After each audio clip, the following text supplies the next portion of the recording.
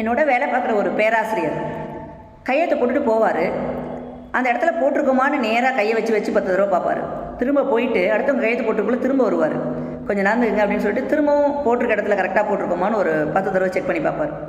எங்காவது ஒரு இடத்துல உட்காந்துட்டு எழுந்தாருன்னா பாக்கெட் எந்த ஏதாவது விழுந்துருச்சா, இல்லை பக்கத்தில் ஏதாவது விழுந்துருச்சா, ஒரு தடவை பார்த்தா பரவாயில்ல, ஒரு 10-20 தடவை பார்ப்பார். அவர் முன்னாடி பார்க்குறவங்க யாராவது விஷ் பண்ணாமல் போயிட்டாங்கன்னா, பையனாக இருந்தாலும் சரி, அது ஆசிரியராக இருந்தாலும் சரி, கூப்பிட்டு ஏன் என்னை விஷ் பண்ணாமல் போனீங்க அப்படின்னு கேட்பார்.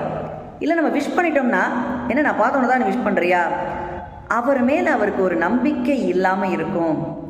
எப்போவுமே சரி, மரியாதைங்க அப்படிங்கிறது கேட்டு வரக்கூடாது. காட்டில் இருக்க சிங்கம் எப்போவுமே நான் தான் சிங்கம் அப்படின்னு சொல்லிக்கிட்டே இருக்காது. அதனுடைய கம்பீரமும் அதனுடைய தனித்துவமும் அடுத்தவங்களை பார்த்து அதுக்கு மேலே ஒரு மரியாதையை ஏற்படுத்தணும்.